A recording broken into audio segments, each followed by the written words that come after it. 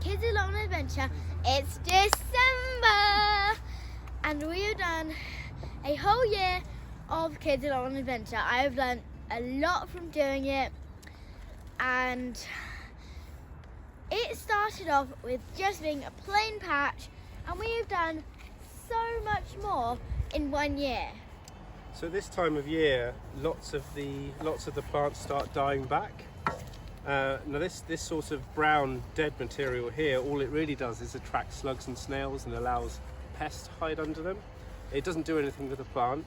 So what we're going to do is remove it all, and that's going to reveal our nice plants underneath. See, we've got some parsnips under here which Jensen will dig up soon.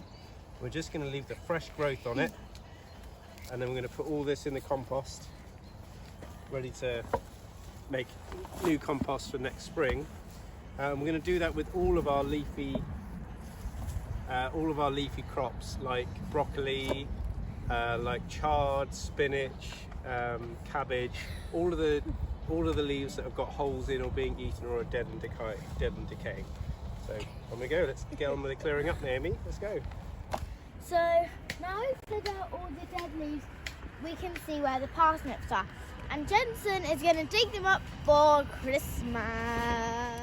So we are now going to harvest the parsnips, which we showed you in our February video when we planted them out here. We've got lots of them. We're going to find out how well they've grown. So the way you do that is you take your fork and you put it in about that far away from the parsnip you want to dig up. So Jensen's going to do that. He's going to push it down.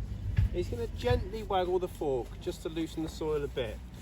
Now on our allotment we're doing no dig growing of vegetables, and what that means is we don't disturb the soil. We try to avoid that as much as possible because there are tiny little microorganisms in the soil which feed our plants, and we're trying not to ruin their home.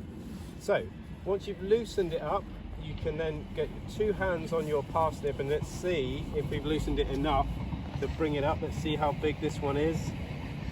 There we go. There's a nice parsnip there. You can give it a little brush off.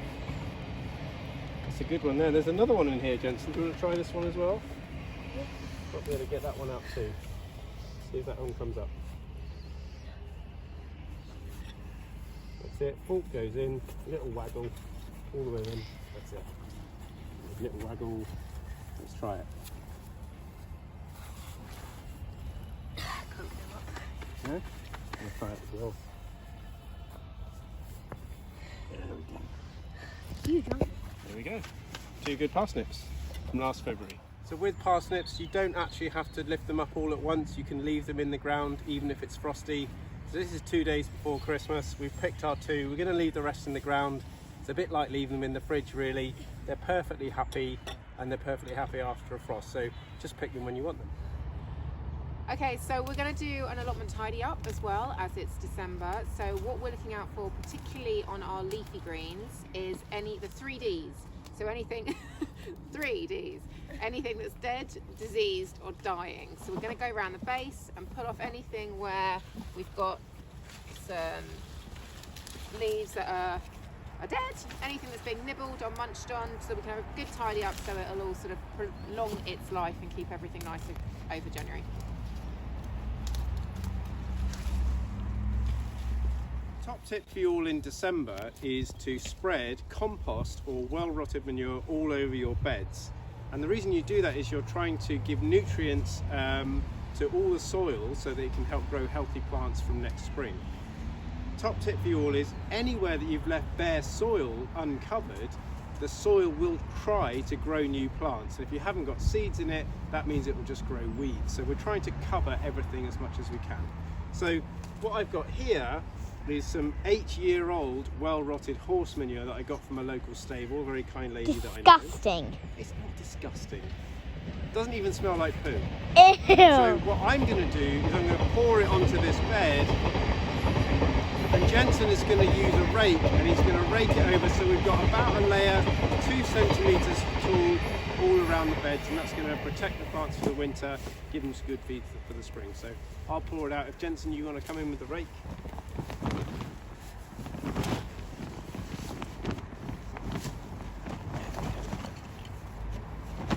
Good rake moving all around the plants.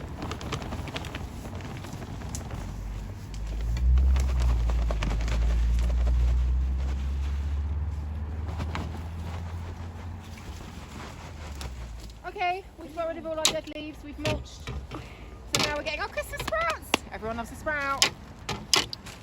You sprout haters. Always remember to pick them from the bottom, yeah?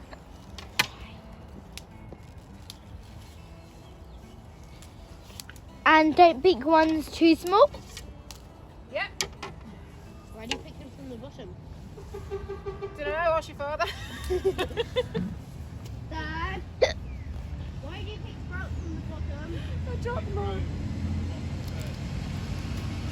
I just found out it's because they grow from the bottom upwards, so they'll be bigger. You're welcome.